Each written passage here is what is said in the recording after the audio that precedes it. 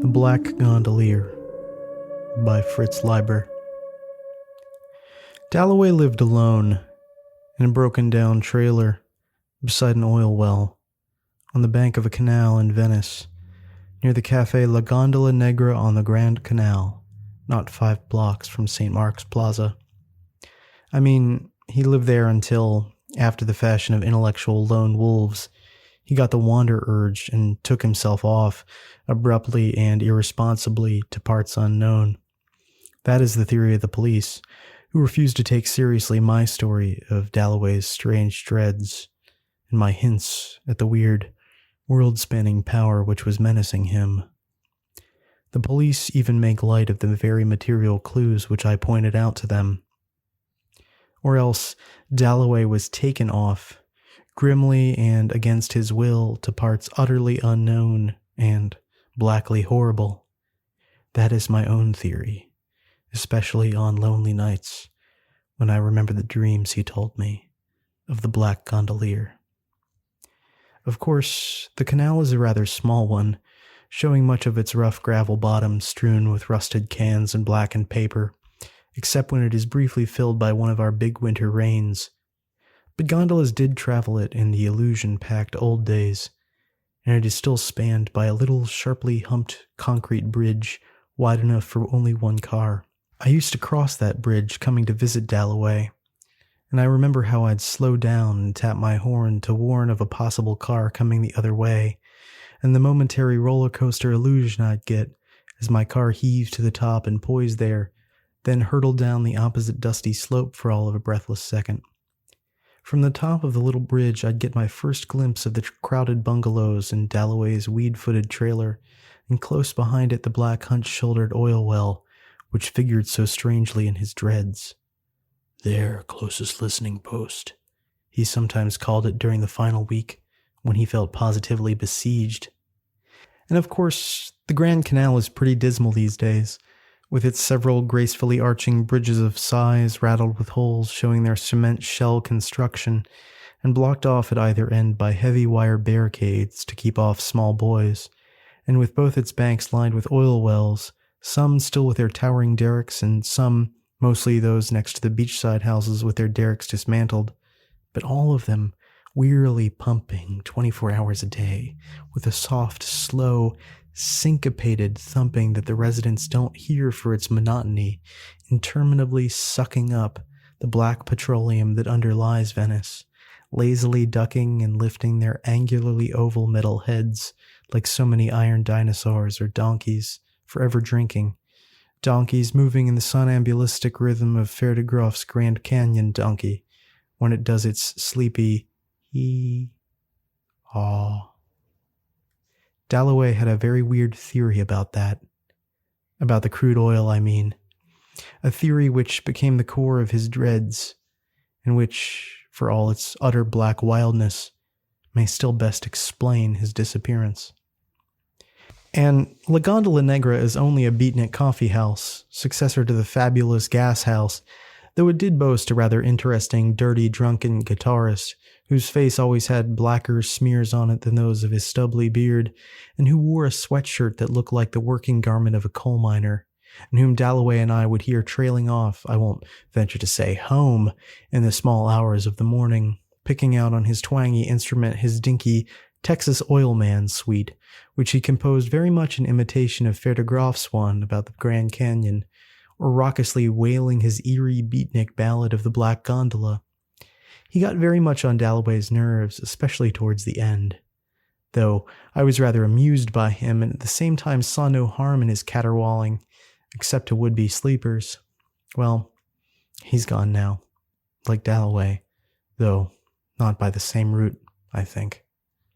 At least Dalloway never suggested that the guitarist was one of their agents. No, as it turned out, their agent was rather a more formidable figure. And they don't call the plaza St. Mark's, but it was obviously laid out to approximate the Adriatic-lapped area that was created a half-century ago. The porticos still shade sidewalks in front of the 2 blocks of bars and grimy shops, and there are still authentic Venetian pillars, now painted salmon pink and turquoise blue. You may have seen them in a horror movie called Delirium, where a beautiful, crazy, slim Mexican girl is chased round and round the deserted porticos by a car flashing its headlights between the pillars. And of course, Venice isn't Venice, Italy, but Venice, USA, Venice, California. Now just another district and postal address in the sprawling metropolis of Los Angeles. But once a proud little beachside city embodying the laughably charming, if grotesque, dream of creating Venice, Italy, scaled down but complete with canals and arched bridges and porticos on the shores of the Pacific. Yet for all the childish innocence of its bizarre glamour, Venice developed an atmosphere or became an outpost of a sinister, deep-rooted power that did in Dalloway. It is a place of dreams, not only the tinseled ones, but also the darker sort, such as tormented and terrified my friend at the end. For a while toward the beginning of this century, the movie folk and real estate agents and retired farmers and the sailors from San Pedro went to spanking new Venice to ride the gondolas. They had authentic ones pulled by Italian types, possibly hired from central casting, and eat exotic spaghetti and gamble romantically a bit with their wide-hatted, long-skirted lady friends who also wore daring bathing suits with bare arms and rather short skirts and long black stockings. And gamble, too, with piled big yellow-backed green bills, and with their caps turned front to rear, roar their wooden-spoked or wire-wheeled open touring cars along the speedway, which is now a cramped one-way street that changes direction every block. But then Redondo and Laguna and Malibu called away the film folk and the other people with fat pocketbooks. But as if to compensate for that, they struck oil in Venice and built wells almost everywhere.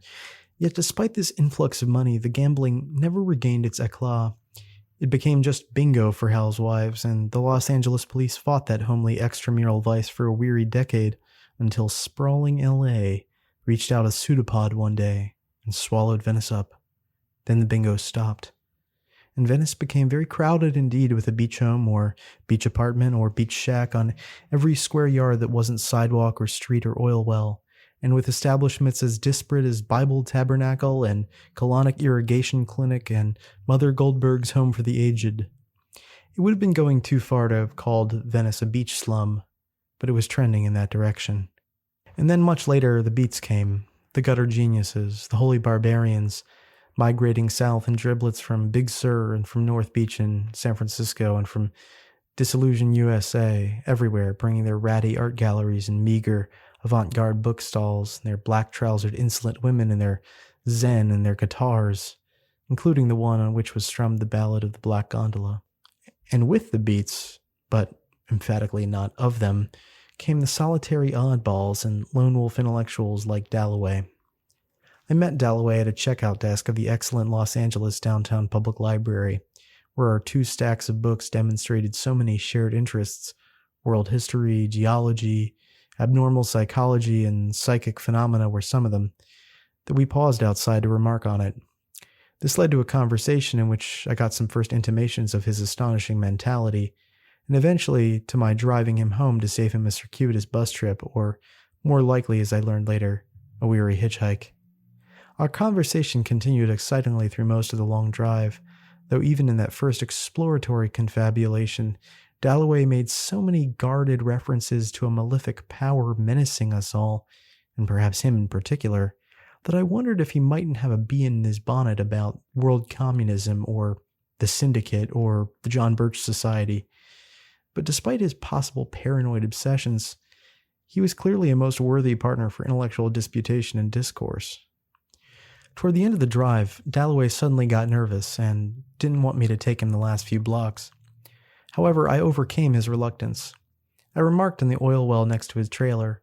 Not to have done so would have implied that I thought he was embarrassed by it, and he retorted sardonically, "My mechanical watchdog. Innocent-looking ugly beast, isn't it? But you've got to keep in mind that much more of it, or of its domain, is below the surface. Like an iceberg. Which reminds me that I once ran across a seemingly well-authenticated report of a black iceberg." Thereafter, I visited Dalloway regularly in his trailer, often late at night, and we made our library trips together and even occasional brief expeditions to sleazily stimulating spots like La Gondola Negra.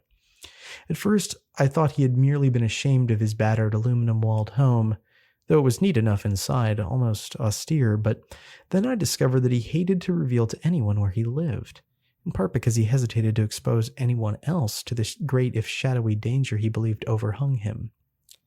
Dalloway was a spare man, yet muscular, with the watchful, analytic gaze of an intellectual, but the hands of a mechanic.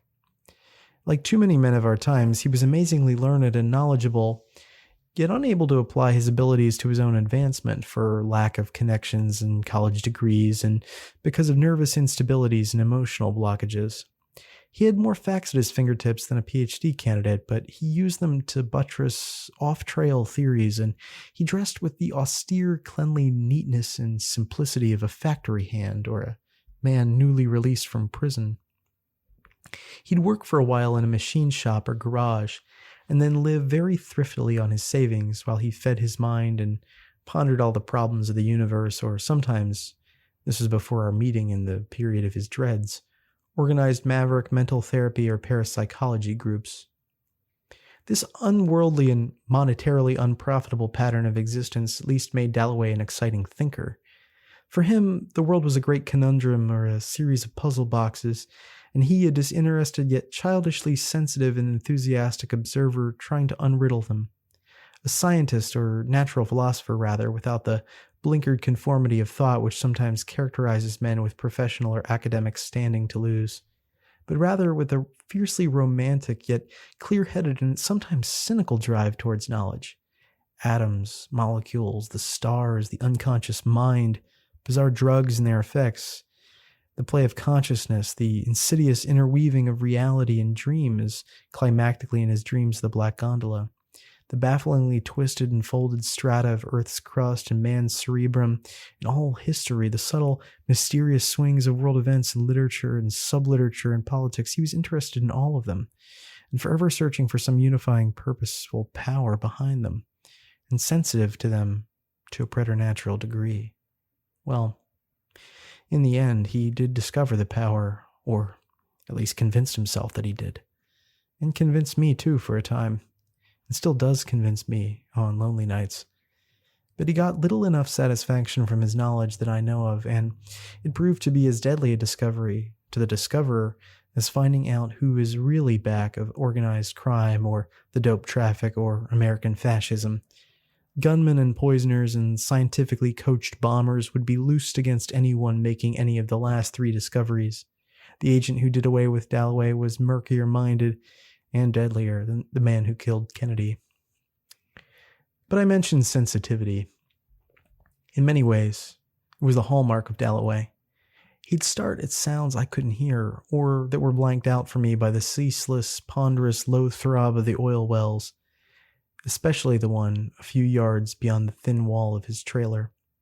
He'd narrow his eyes at changes in illumination that didn't register in my retinas, or dart at little movements that I usually missed. He'd twitch his nostrils for special taints that to me were blanketed, or at least in Venice, by the stench of the petroleum and the salt-fishy reek of the ocean. And he'd read meanings in newspaper articles and paragraphs of books that I would never have seen except for his pointing them out. I'm not exactly unsubtle. His sensitivity was almost invariably tinged with apprehension.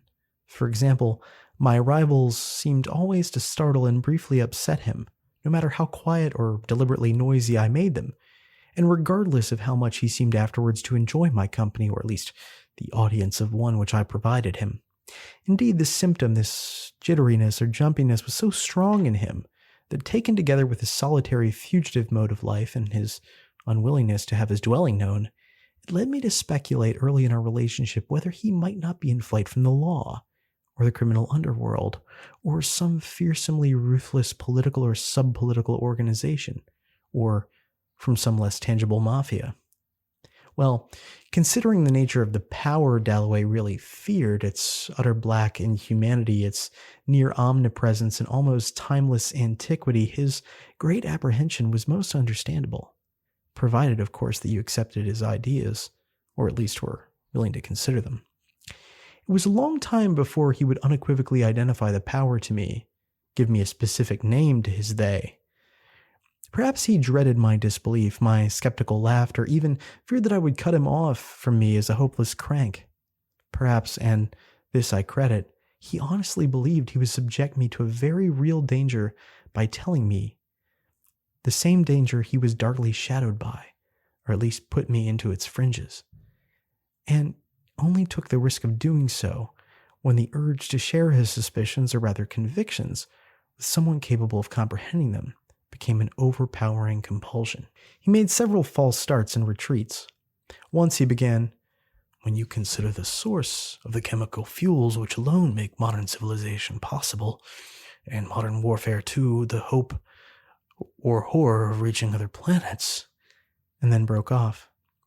Another time he launched off with, "If there is one single substance that has in it all of life, and the potentiality for life, and all past life by reason of its sources, and all future life by the innumerable, infinitely subtle compounds it provides," and then shut tight his lips and opened them only to change the subject.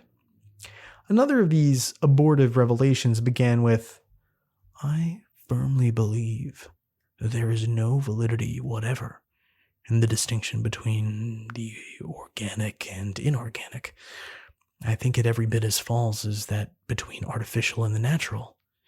It's my absolute conviction that consciousness goes down to the level of the electrons, yes, and below that to the strata of the yet undiscovered particles.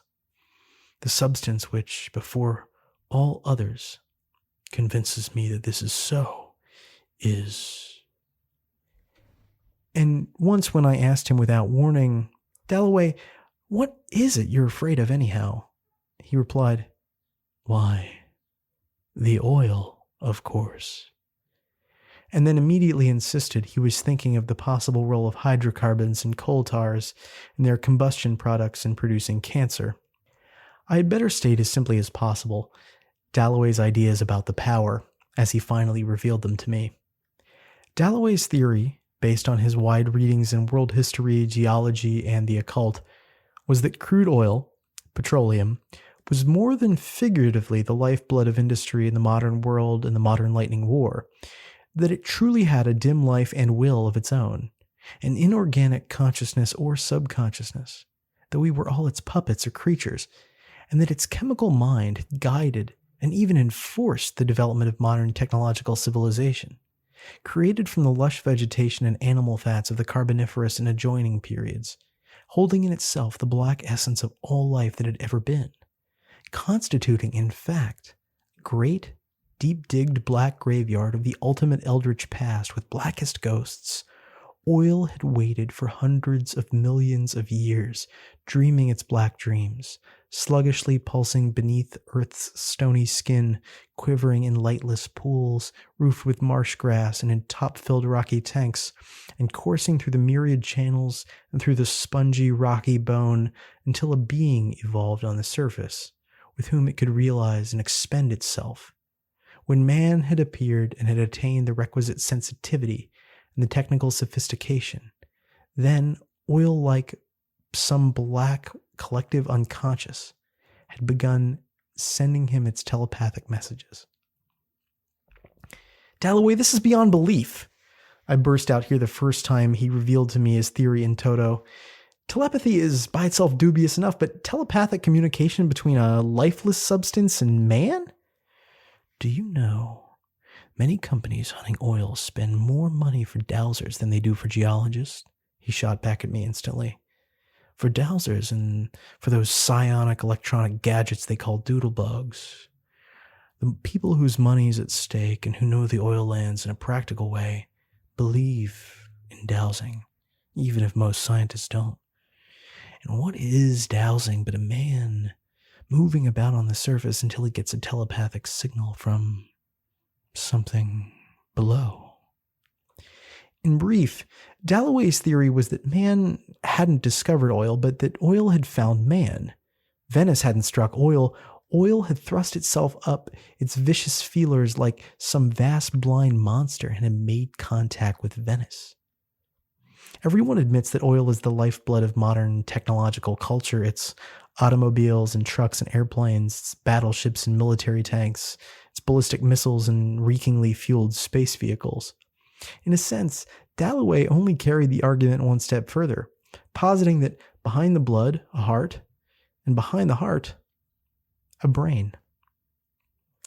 Surely, in a great age-old oil pool with all its complex hydrocarbons, the paraffin series, the asphalt series, and many others, and with its subtle gradients of heat, viscosity, and electric charge, and with its multiform microscopic vibrations echoing and re-echoing endlessly from its lightless walls, there can be the chemical and physical equivalent of nerves and brain cells, and if of brain cells, then of thought. Some computers use pools of mercury for their memory units. The human brain is fantastically isolated, guarded by bony walls, and by what they call the blood-brain barrier. How much more so subterranean oil with its thick, stony skull and earthen flesh? Or consider it from another viewpoint. According to scientific materialism and anthropologic determinism, man's will is an illusion, his consciousness but an epiphenomenon, a useless mirroring of the atomic swirlings and molecular churnings that constitute ultimate reality. In any such world picture, oil is a far more appropriate primal power than man. Dalloway even discovered the chief purpose of animating oil's mentality, or thought he did. Once when we were discussing spaceflight, he suddenly said, "I've got it. Oil wants to get to other planets so that it can make contact with the oil there, converse with extraterrestrial pools, fatten on their millennial strength, absorb their wisdom." Of course, a theory like that is something to laugh at or tell a psychiatrist. And of course, Dalloway may have been crazy or seeking a dark sort of laughter himself. I mean, it is quite possible that Dalloway was deceiving and mystifying me for his own amusement, that he elaborated this whole theory and repeatedly simulated his dreads simply as part of a long, drawn-out practical joke, that he noted a vein of credulity in me and found cruel delight in fooling me to the top of my bent, and that, as the police insist, even the starkly material evidence for the horror of his disappearance, which I pointed out to them, was only a final crude hoax on his part, a farewell jest. Yet I knew the man for months, knew his dreads, saw him start and shiver and shake, heard him rehearse his arguments with fierce sincerity, witnessed the birth quivers of many of his ideas. I did not think so. Oh, there are many times when I doubted Dalloway, doubted his every word, but in the end his grotesque theory about the oil did not elicit from me the skepticism it might have from another hearing it elsewhere. Perhaps, it occurs to me now, because it was advanced in a metropolis that is such a strange confirmation of it. To the average tourist or reader of travel brochures, Los Angeles is a gleaming city, or a vast glamorous suburb of movie studios and orange groves and ornate stucco homes and green-tiled long swimming pools and beaches and now great curving freeways and white civic centers and sleekly modern plants, aviation, missile, computer, research, and development. What is overlooked here is that the City of Angels, especially in its southern reaches stretching towards Long Beach, is almost half oil field. These odorous, grim industrial barrens interweave elaborately with airfields and showy tract housing developments, with an effect of savage irony. There is hardly a point from which one cannot see in the middle or farther distance, looming through the faintly bluish haze of the acrid smog, a hill densely studded with tall oil derricks.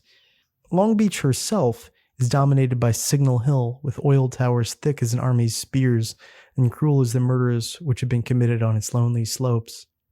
The first time I ever saw one of those hills, that near Culver City, I instantly thought of H.G. Wells' War of the Worlds and of his brain-heavy Martians on their lofty metal tripods, wherewith they strode ruthlessly about the British countryside. It seemed to me that I was seeing a congeries of such tower-high beings, and that the next moment they might begin to stride lurchingly toward me with something of the feeling, modernistically distorted, of Macbeth's Birnam Wood coming to Dunsinane.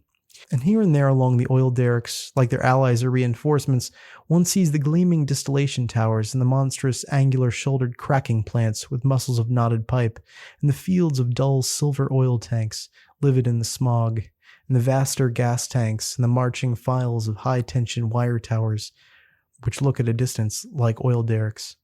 And as for Venice herself, with the oil's omnipresent reek, faint or heavy, and with her oil wells cheek by jowl with houses and shacks and eternally throbbing as if pulsing the beat of a vast subterranean chemic heart, well, it was only too easy to believe something like Dalloway's theory there. It was from the beach by Venice in 1926 that Amy Semple McPherson was mysteriously vanished, perhaps teleported to the sinisterly named Mexican town of Blackwater, Agua Prieta. The coming of the Illusioneers to Venice, and of the Beatniks, and of the Black Oil, all seemed alike mindless mechanic movements or compulsively unconscious movements, whether of molecules or of people, and in either case a buttressing of Dalloway's wild theory, at the very least, an ironic picture of modern man's industrial predicament. At all events, the black savage sardonicism of that picture, along with Dalloway's extreme sensitivity, made it easy to understand why his nerves were rasped acutely by the ballad of the Black Gondola, as the black-smeared, lurching beatnik guitarist came wailing it past the thin-walled trailer in the small hours of the night. I heard it only 2 or 3 times, and the fellow's voice was thick to unintelligibility, though abominably raucous, so it was mostly from Dalloway that I got the words, the few scattered lines I can remember. They were a half-plagiarized melange of ill-fitted cadences, but with a certain garishly eerie power. Oh, the Black Gondola's going to take you for a ride, with a cargo of atom bombs and atlases and nightmares. The Black Gondola's going to stop at your door, with a bow wave of asphalt and gravel spray. The Black Gondola will get you yet. Even of those 5 lines, the second comes with a few changes of word from a short poem by Yeats. The 5th derives from Lindsay's The Congo, while the Black Gondola itself sounds suspiciously like the nihilism symbolizing Black Freighter in Brecht and Weill's The Threepenny Opera. Nevertheless, this crude artificial ballad in which the Black Gondola seems to stand for our modern industrial civilization, and so very easily for petroleum too, may well have shaped or at least touched off Dalloway's dreams, though his Black Gondola was of a rather different sort. But before I describe Dalloway's dreams, I had better round out his picture of the power which he believed dominated the modern world, and, because he was coming to know too much about it, menaced his own existence. According to Dalloway, oil had intelligence, it had purpose, and also it had agents. These beings, Dalloway speculated, might be parts of itself, able to move independently, man-shaped and man-sized for purposes of camouflage, composed of a sort of infernal black ectoplasm or something more material than that, a darkly oleaginous humanoid spawn. Or they might be, at least to begin with, living men who had become oil's worshippers and slaves, who had taken the black baptism or the sable consecration, as he put it with a strange facetiousness. Oil's dark agents not only spied, according to Dalloway, but also dispersed clues leading to the discovery of new oil fields and new uses for oil, and on occasion, removed interfering and overly perceptive human beings. There was Rudolf Diesel, for one, inventor of the all-important engine, Dalloway asserted. What snatched him off that little North Sea steamer back in 1913, just before the First War to prove the supremacy of petro-powered tanks and armored cars and zeppelins and planes. No one has ever begun to explain that mystery. People didn't realize so well that oil is as much a thing of the salt water, especially the shallows above the continental shelves, as it is of the shores. I say that Diesel knew too much and was snatched because he didn't. The same may have been true of Ambrose Bierce, who disappeared at almost the same time down in the oil lands between Mexico and Texas, though I don't insist on that. The history of the oil industry is started with what some call legends, but I believe are mostly true accounts of men who invented new fuels or made other key discoveries and then dropped out of existence without another word spoken. And the oil millionaires? They're not exactly famous for humanitarianism and civilized cosmopolitan outlook. And every oil field has its tales of savagery and its black ghosts. The fields of Southern California as much as the rest. I found it difficult, or more truthfully, uncomfortable, to adjust to Dalloway's new mood of piled revelations and sudden wild guesses in contrast to his previous tight-lipped secrecy, and especially to these last assertions about a black, lurking, infernal host here in the ultra-modern, garishly new American Southwest. But not too difficult. I have never been one to be dogmatically skeptical about preternatural agencies, or to say that Southern California cannot have ghosts because its cities are young and Philistine and raw, that sprawl across so much of the inhospitable desert coast, and because the preceding Amerindian mission cultures were rather meager, the Indians dull and submissive, and the Padres austere and cruel. Ghostliness is a matter of atmosphere, not age. I've seen an unsuccessful subdivision in Hollywood that was to me more ghostly than the hoariest building I ever viewed in New England. Only 30 years ago, they had sawed down the underbrush and laid out a few streets and put in sidewalks and a water pipe and a few hydrants. But then the lot buyers and home builders never materialized, and now the place is a wilderness of towering weeds and brush, with the thin-top streets eroded so that at some points they are a dozen feet below the hanging and under-eaten sidewalks, and the water pipe is exposed and rusting, and each hydrant is in the midst of a yellow thicket, and the only living things to be seen are the tiny, darting lizards and an occasional swift, sinuous snake, or velvet dark shifty tarantula, or whatever else it is that rustles the dry, near impassable vegetation.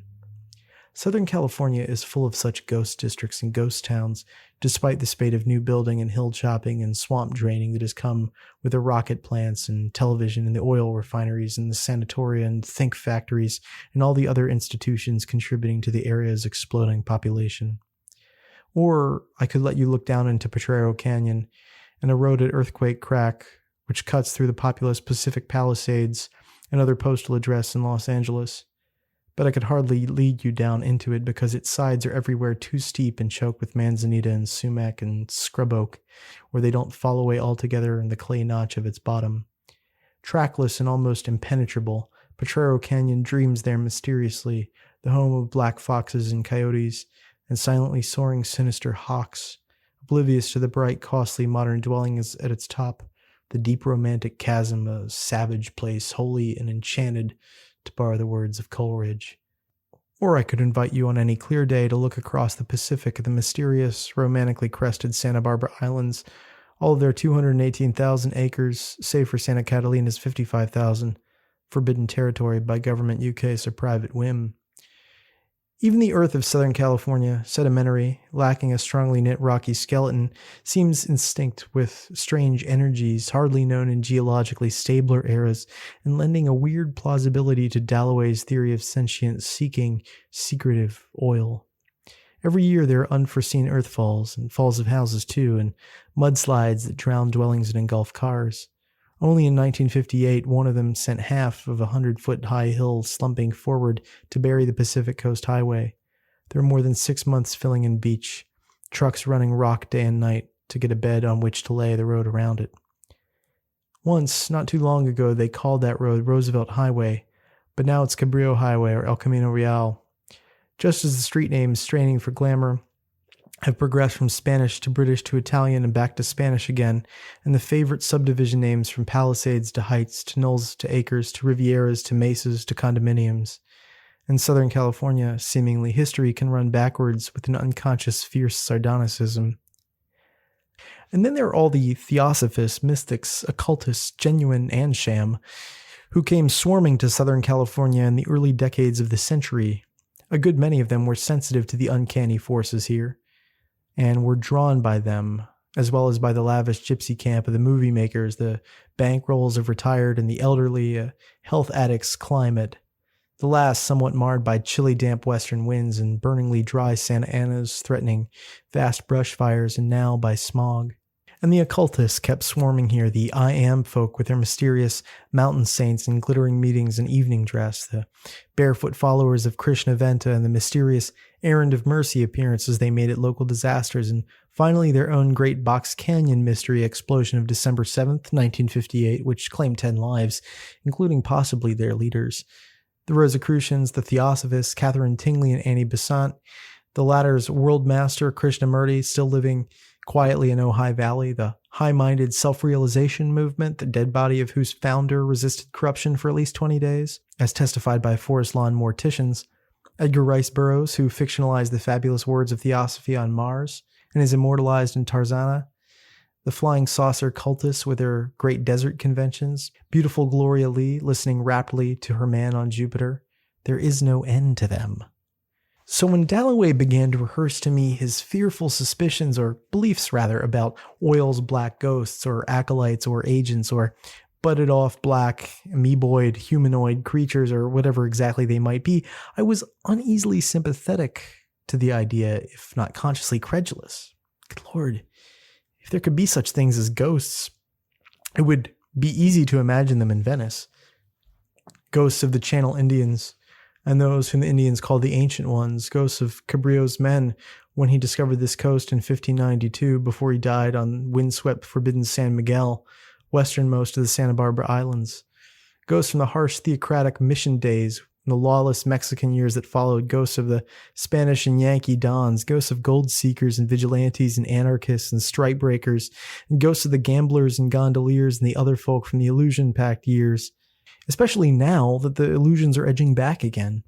In the swampy south end of Venice, they've just built a great marina or small boat harbor with fingers of sea interlocking fingers of low-lying land, and with all sorts of facilities for luxurious dockside apartments and homes, if the buyers materialize, and if they fully subdue the strange tidal waves which first troubled the marina.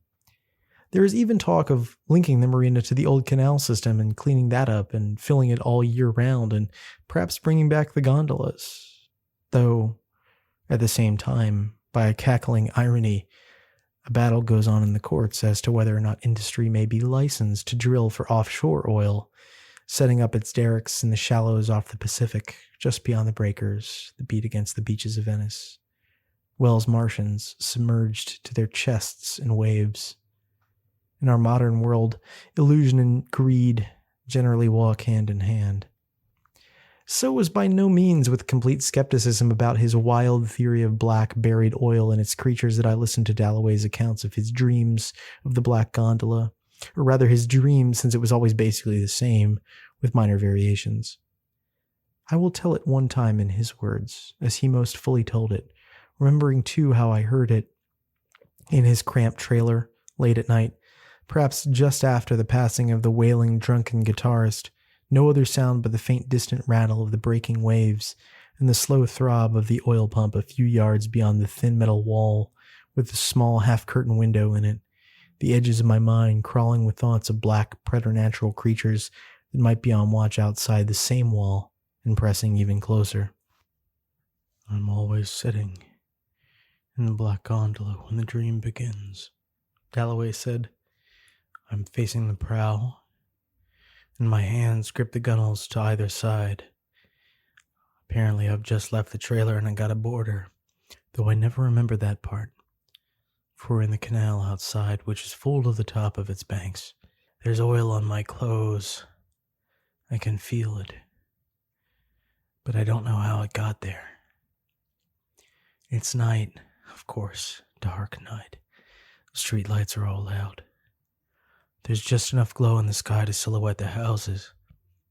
No light shows in any of their windows, only the glimmer coming between them, a glimmer no brighter than the phosphorescence that paints the breakers some summer nights when the sewage breeds too big an algae crop and there's a fish kill. And the glimmer and glow are just enough to show the tiny ripples angling out from the gondola's prow as you move along. It's a conventional gondola, narrow and with a high prow, but it's black, sooty black, no highlights reflect from it. You know, gondola also means coal car. Those black open-top cars on the railroads. I've ridden the freights often enough. Perhaps there's a connection there. I can hear the swish and the faint, fluid-muffled thump of the gondolier's pole against the bottom as he drives us along. It's thudded in the same slow rhythm as the pumping of the oil wells, but I cannot look around him. I dare not. The fact is, I'm frozen with terror, both of the voiceless gondolier standing behind me and of our destination, though I cannot yet conceive or name that. My grip on the gunwales tightens convulsively. Sometimes I try to visualize what the gondolier looks like, never in my dreams, but at times like this. What his appearance would be if I had the courage to turn my head, or if the dream changed so that I was forced to look at him. And yet I get a glimpse of a thin figure, about 7 feet tall. His shoulders are twisted and his head, bent forward, is hooded. The rest of his clothing is tight-fitting down to his long, narrow, sharply pointed shoes. His big, long-fingered hands grip the black pole strongly, and everywhere he himself is black, not dull black like the gondola, but gleaming black, as if he were thickly coated with black oil, which had just the faintest greenish sheen to it, as if he were some infernal merman newly swum up from the depths of a great oil ocean. But in my dream, I dare not look or even think of him. We turn into the Grand Canal and head towards the marina, but there are no lights there or on the heights of La Playa del Rey and beyond. There are no stars in the sky, only that exceedingly faint shimmer. I watch for the lights of a plane mounting from the international airport. Even one tiny red-green pair moving across the sky out to sea so far away would be a great comfort to me, but none comes. The reek of the oil is strong. In how many dreams do we experience odors? This is the only one where it's happened to me. We pass under 2 of the bridges.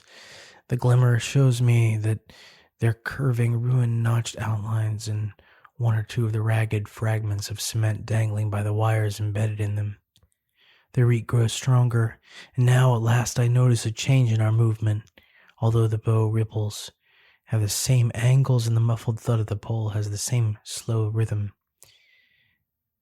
The change is simply that the gondola has settled a little deeper in the water, not more than 2 or 3 inches. I ponder the problem. None had entered the boat, nothing before me that I have seen or behind me that I have felt. I scrape my feet against the bottom. It's dry. No water has entered. Yet the gondola is riding deeper. Why? The reek goes stronger still, suffocatingly so almost. The gondola settles still deeper in the water, so deep in fact that the ends of my fingers on the outside of the gunnels are immersed. And now the problem is solved. Touch tells me that the gondola is riding not in water, but in oil. Or rather, in an ever-thickening layer of oil on top of the water. The thicker the layer gets, the deeper the boat sinks.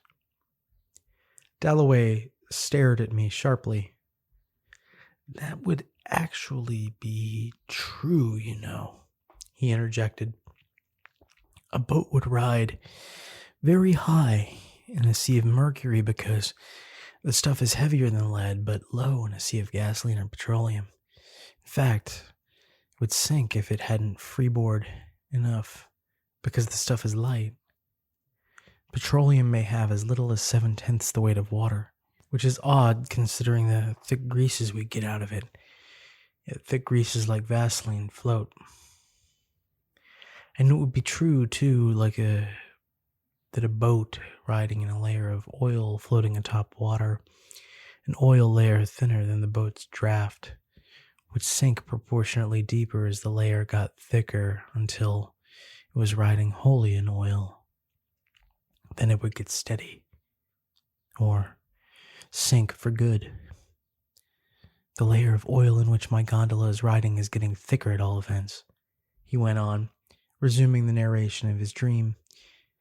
"I get the impression that we are reaching a length of the Grand Canal in which there is nothing but oil.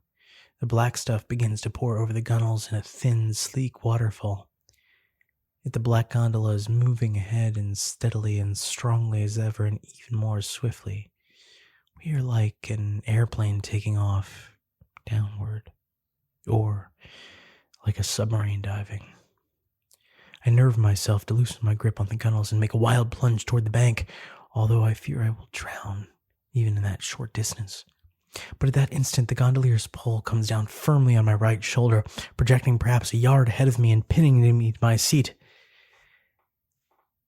Though its injunction not to move is more hypnotic or magical than physical, it's absolute. I cannot stir or break my grip on the submerging gondola. I know this is death. I peer yearningly one last time for the lights of a mounting airplane. Then, as the oil moving past me in an unending sleep caress mounts to my face, I shut my lips. I hold my breath. I close my eyes. The oil covers me. I'm aware in those last paralyzed seconds that we're moving still more swiftly towards the black stuff. Yet the solid oil rushing past does not unseat me from the gondola or even tug at me. The effect is always of some unending caress. Death and agony do not come. I wait for the urge to breathe to become overpowering. There is no urge. The straining muscles of my chest and jaw and face relax. I can open my eyes. I can see through the oil. It's become my medium of vision. By a darkly green shimmering, I can see that still descending and even more swiftly now we're traversing a great rocky cavern filled with oil. Evidently we plunge into it from the Grand Canal by way of some unsuspecting gate or lock, while I waited with closed eyes for my death spasm. During the same period of blindness, the black gondolier has moved from behind me and taken up a position now a little ahead of the black gondola, dragging it along like some mythic slim long dolphin or infernal merman. Now and again past the forward gunwales I glimpse, greenly outlined in mid-kick, the black soles of his long, narrow, sharply pointed feet, or bifid, narrow tail fin. I say to myself, I have received the black baptism. I have partaken of the black communion. Our speed ever increasing, we pass through weird grottos, we twist and turn through narrow passageways whose irregular walls flash with precious gems and nuggets of gold and copper. We soar through great vaults domed with crusty salt crystals glittering like thick-packed diamonds. I know, even in my dream, that this picture of underground oil and vast interconnected lakes and tanks is false by all geology, that untapped oil is mixed with earth and porous rocks and shales and sand, not free. But the picture, the experience remains the same and exquisitely real. Perhaps I've suffered a size change, become microscopic. Perhaps I've suffered a sense change and I see things symbolically. Perhaps geology is false. Our speed becomes impossible. We flash about like a single black corpuscle in the oil plasma of the great world creature. I know intuitively that one instant we are beneath the Caracas, in Baku, Iraq, Iran, India, Indonesia, Argentina, Colombia, Oklahoma, Algeria, Antarctica, Atlantis. It's more as if we were flashing through black outer space, softly gleaming with galaxies, than through Earth's depths. There is a feeling of a nightmare ride now. Wild whirlings and spiralings, a blurred glitter, a blessed sense of fatigue. Yet at the same time I become aware that the white-green sinuous gleamings I see are nerves of oil, which stretch everywhere to the tiniest well, that I am approaching the great brain, that I will soon see God. And I never, even in this nightmare phase, lose the awareness of the close presence of my conductor. From time to time I still glimpse in frozen instants standing out sharply against the glistening green, the black shapes of his long, sharply pointed lower extremities. There the dream ends. I can no longer endure its flashing transitions. I am outwearied. I wake sweating and groaning, or fall into a deeper, dreamless sleep from which I slowly arouse hours later, lethargic and spent. As he finished his narrative, he would generally give me a tired, questioning look, smiling thinly as if the extravagance of it all, but with a loneliness in his eyes that made me think of him looking hopelessly in his dream for the lights of a distant plane as the black gondola went under. That was Dalloway's dream. To describe my reactions to it is more difficult. Remember, he didn't tell it to me all at once, but only sketchily at first with an air of, here's a ridiculous dream. Later, much more seriously, putting in the details, building the picture. Also remembering that he dreamed about it 6 times during the period of our friendship, and that each time the dream was somewhat fuller, and he told me more of it, and between times revealed to me more of his wild theory of world oil bit by bit, and revealed bit by bit too how deeply he believed or felt this theory. Remember finally that his nerves were in pretty good shape when he first told me the dream, but pretty bad towards the last. I seem to recall the first time or two we both poked at the dream psychoanalytically. There were obvious birth and death and sex symbols in it, trips through fluid, returning to the womb, the caress of oil, the gondolier's punting pole, passages under bridges, twisting tunnels, difficulties in breathing, flying sensations, the usual stuff. I think he advanced the rather far-fetched notion that his disappearing into strangling darkness with an unknown menacing male indicated unconscious fears of homosexuality, while I championed the prosier explanation that the whole horror of oil might merely stand in for his resentment at having to work at a mechanic to earn a living. But the last time he told it to me, we just looked at each other for a long while, and I went over stoopingly and drew the curtain fully across the little window in the side of the low-ceilinged trailer towards the oil well and the night. And we began to talk about something else, something trivial. By that time, you see, he'd had the first of his outbursts of more active fear. It had been touched off by a rumor or report that petroleum was leaking into the Grand Canal through some underground fissure, perhaps from a defective well. He wanted us to walk over to the spot and have a look, but the sun set before we got there, and we couldn't see any lights indicating men at work or hunting for the leak, and he suddenly decided it would be too much trouble, and we turned back. The dark comes quite quickly in Venice. Los Angeles is near enough to the Tropic of Cancer, so you can see all of Scorpius and the Southern Crown, too. And Venice's narrow streets, half of them only pedestrian passageways blocked off to cars, swiftly grow gloomy. I remember that going back, we hurried a bit, stumbling through sand and around rubbish, but hardly enough to account for the way Dalloway was gasping by the time we reached his trailer. Once, during the unconfessed flight, while we were crossing an empty lot by the Grand Canal, he stopped me by catching hold of my elbow, and then he led us in a circle around a slightly darker stretch of ground, almost as if he feared it were a scummed-over, dust-camouflaged oil pool which might engulf us. You do run into such things in oil fields, though I've never heard of them in Venice. And 2 or 3 times later that night, Dalloway made excuses to go out and scan the light-patched darkness towards the Grand Canal, almost as if he expected to see tongues of petroleum running toward us across the low ground, or shapes approaching. To quiet his nerves and to put the thing on a more rational basis, I pointed out that, as he himself had told me, natural oil leakages are by no means uncommon in the Pacific Southland. Ocean bathers are apt to get bits of tar on their feet, and they usually blame it on modern industry and its poorly disposed wastes, seldom discovering that it is asphalt from undersea leakages which were recurring regularly long before Cabrillo's time. Another example, this one in the heart of western Los Angeles, is La Brea tar pits, which trap many saber-toothed tigers in their prey, as the asphalt-impregnated bones testify.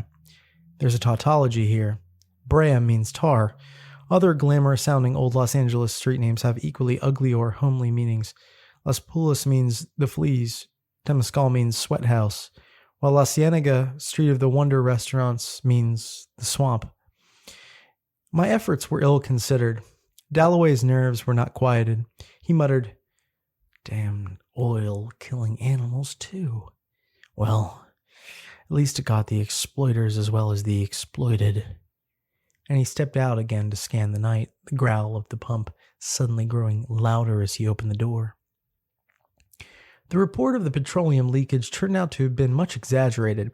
I don't recall hearing how they fixed it up, if they ever did, but it gave me an uncomfortable insight into the state of Dalloway's nerves, and it didn't do my own any good either. There was the disastrous business of Dalloway's car. He bought an old jalopy for almost nothing at all about this time, and he put it in good shape, expending most of his dwindling cash reserve buying essential replacements at second hand. I inwardly applauded. I thought his manual work would be therapeutic. Incidentally, Dalloway repeatedly refused my offers of a small loan.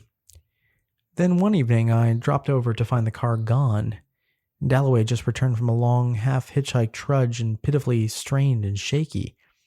It seemed he'd been driving the car along the San Bernardino freeway when a huge kerosene truck just ahead of him jackknifed in an underpass and spilled its tank and its load and caught a fire. And I'd heard about the accident on the radio just a few hours earlier. It tied up the freeway for almost half a day. Dalloway had managed to bring his car to a swerving stop in the swift shooting oil. Two other cars, also skidding askew, crashed him lightly from behind, preventing his car's escape. He managed to leap out and run away before the fire got to it. The truck driver escaped too, miraculously. But Dalloway's car, uninsured of course, was burned to a shriveling black ruin with several others. Dalloway never admitted to me straight out that he'd been escaping from Venice and L.A., leaving them for good when that catastrophe on the San Bernardino freeway thwarted him. I suppose he was ashamed to admit that he would go away without telling me his plans or even saying goodbye. I would have understood, I think. Some partings have to be made with ruthless suddenness before the fire of decision burns out. But a big old suitcase that used to stand inside the door of the trailer was gone, and I imagine it burned with the car. Later, the police neatly turned all this into an argument for their theory that Dalloway's ultimate departure from Venice was voluntary. He'd once started to leave without informing me, they pointed out, and would have, except for the accident. His money was running out. There was a month's rent owing on the trailer at the end. He had a history of briefly held jobs alternating with periods of roving or dropping out of sight, or so they claimed. What more natural, then, that he should have seized on some sudden opportunity or inspiration to decamp? I had to admit they had a point of sorts. It turned out that the police had an old grudge against Dalloway. They once suspected him of being mixed up in marijuana traffic. Well, that may have been true, I suppose. He admitted to me having smoked hemp a few times years before. I used to carpet horror stories in which the protagonist could at any time have departed from the focus of the horror, generally some lonely, dismal spot like Dalloway's trailer, but instead insisted on staying there, though shaking with fear until he was engulfed. Since my experience with Dalloway, I've changed my mind.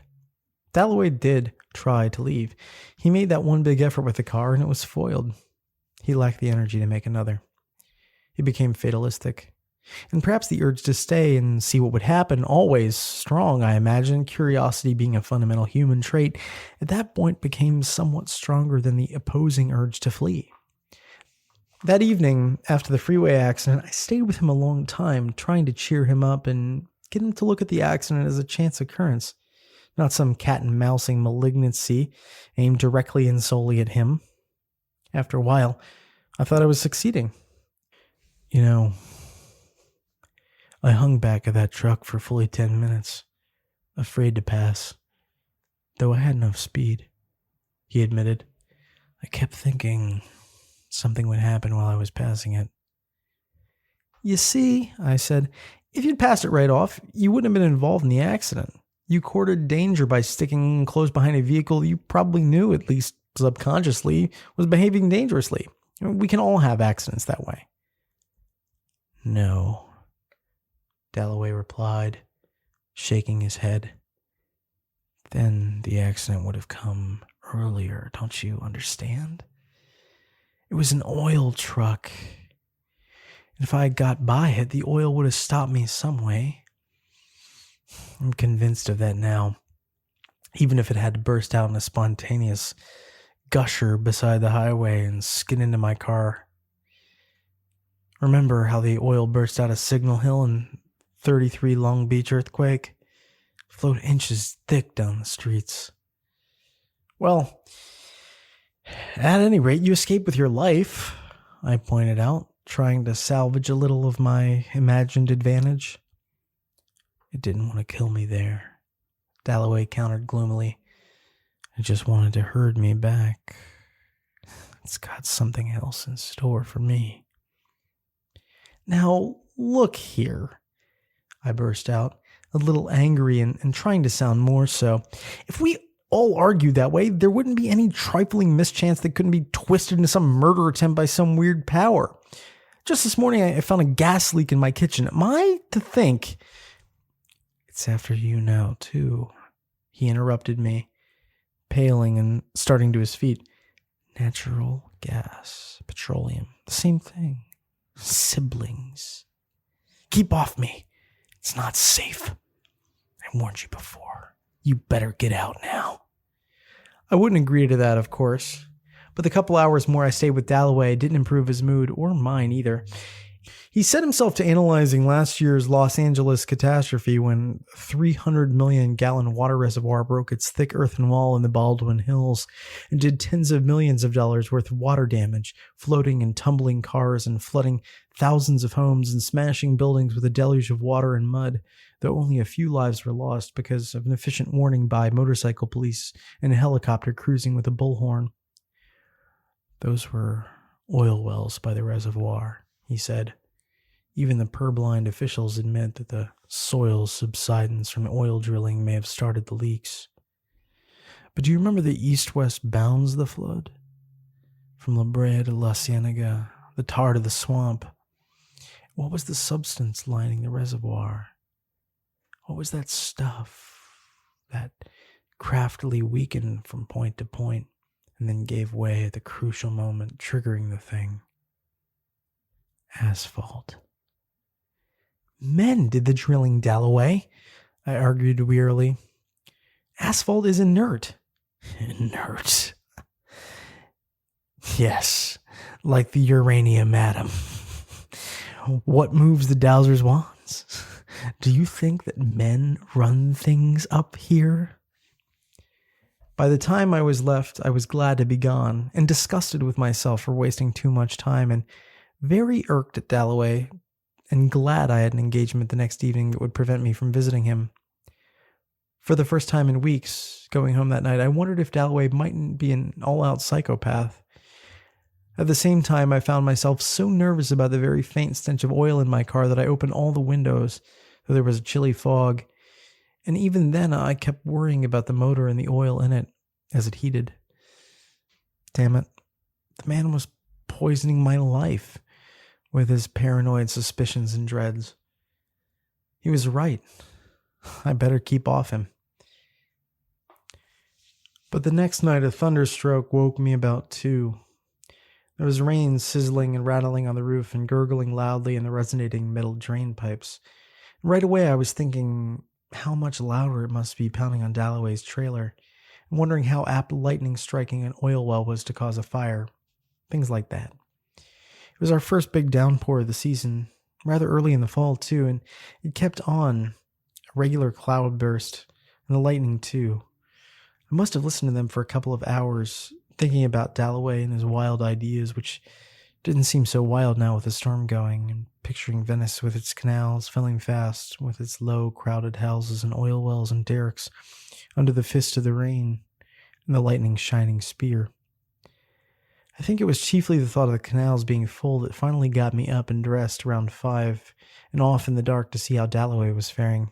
The rain had by now stopped, and of course the thunder too, but there were signs of the storm everywhere. My headlights showed me falling branches, fans of eroded mud and gravel crossing the streets, gutters still brimming, a few intersections still shallowly flooded, and a couple of wide buttons of water still pouring up from manholes whose heavy tops had been displaced by the pressure from brim-filled flumes.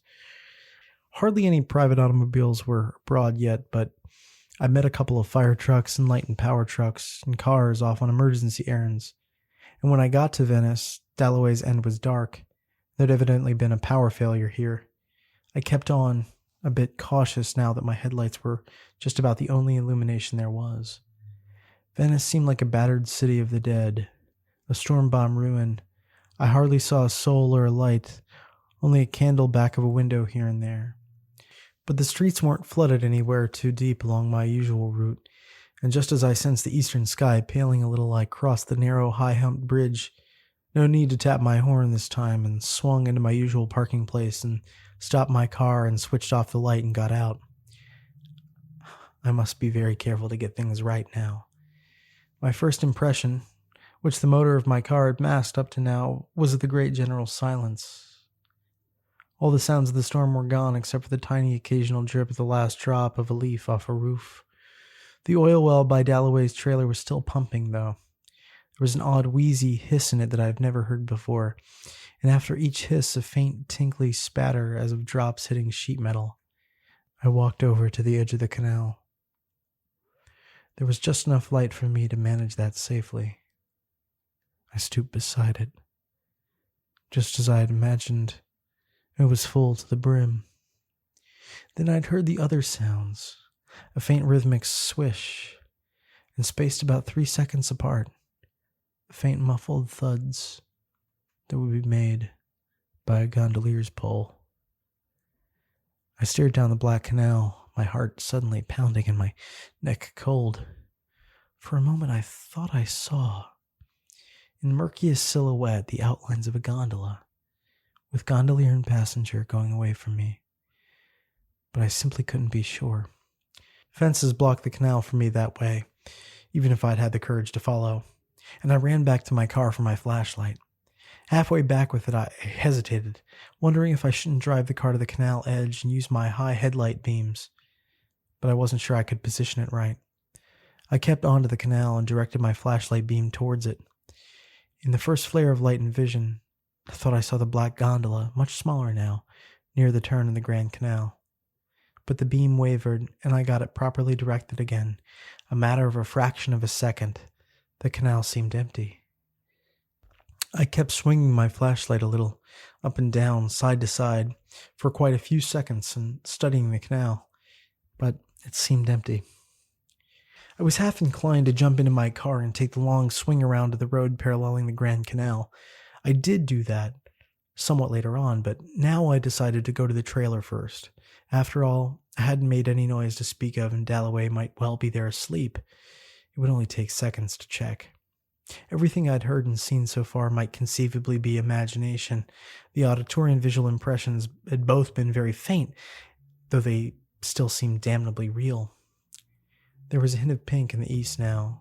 I heard that unfamiliar hissing wheeze from the oil well, with subsequent faint splatter, and I paused to direct my light at it, and then, after a bit, the wall of Dalloway's trailer. Something had gone wrong with the pump, so that it had sprung a leak, and with every groaning stroke, a narrow stream of petroleum was sprayed against the wall of Dalloway's trailer, blotching it darkly, and through the little window which stood open. It was never afterwards established whether a lightning stroke had something to do with this failure of the valves of the pump, though several people living around there later assured me that 2 of the lightning strokes had been terrific, something to hit their roofs. Personally, I've always had the feeling that the lightning unlocked something. The door to the trailer was shut but not locked. I opened it and flashed my light around the walls. Dalloway wasn't anywhere there. Nobody was. The first thing I'd flashed my light steadily on was Dalloway's bunk under the little open window. At that moment there came the hissing wheeze, and oil rattled against the wall of the trailer, and some came through the window, pattering softly on the rough brown blankets, adding a little to the great black stain on them. The oil stank. Then I directed my flashlight another way, and was frozen by horror. What I'd heard and seen by the bank of the canal might have been imagination. One has to admit that he can always be fooled by the faint borderlines of sensation. But this that I saw now was starkly and incontrovertibly real and material. The accident to the oil pump, no matter how sardonically grim and suggestive in view of Dalloway's theories, could merely be an accident. But this that I saw now could be no accident. It was either evidence of a premeditated supernormal malignancy or, as the police insist, of a carefully planned and executed hoax. Incidentally, the police looked at me speculatively as they made this last suggestion. After a while, I got control of myself to the point where I could trace what I saw to its ending and then back again, still using my flashlight to supplement the gathering dawn. A little later, I'd made the roundabout car trip I mentioned to the Grand Canal and searched furiously along it, running down to its bank at several spots and venturing out on a couple of ruined bridges. I saw no signs of any boat or any body at all, or of any oil either, for that matter, though the odor is always strong there. Then I went to the police. Almost at once and a little to my shame, I found myself resorting to the subterfuge of emphasizing the one point that my friend Dalloway had almost crazy obsessive fear of drowning in the Grand Canal, and that this might be a clue to his disappearance. I guess I had to take that line. The police were at least willing to give some serious attention to the possibility of a demented suicide, whereas they could hardly have been expected to give any to the hypothesis of a black, inanimate, ancient, almost ubiquitous liquid engineering a diabolical kidnapping. Later, they assured me that they inspected the canal and had found no evidence of bodies or sunken boats in it. They didn't drag it, at least not all of it, and that ended the investigation for them. As for the real and material evidence back at the trailer, well, as I've said at least twice before, the police insisted that was a hoax, perpetuated either by Dalloway or myself. And now the investigation has ended for me too. I dare not torture my mind any longer with the theory that endows with purposeful life the deepest buried darkness, that makes man and his most vaunted technological achievements the sardonic whim of that darkness, and invests it with a hellish light visible only to its servitors, or to those about to become its slaves. No, I dare no longer think in that direction, no matter how conclusive the evidence I saw with my own eyes. I almost flipped when I saw it, and I will flip if I go on thinking about it. What that evidence was, what I saw back at the trailer when I directed my flash another way, froze in horror, and later traced the thing from end to end, was simply this: a yard-long black straight indentation in the bank of the canal by Dalloway's trailer, as if cut by one end of the keel of an oil-drenched boat, and then, leading from that point to Dalloway's oil-soaked bunk and back again, a little wider and more closely spaced on the way back, as if something were being carried. The long, narrow, sharply pointed footprints, marked in blackest, thickest oil, of the black gondolier.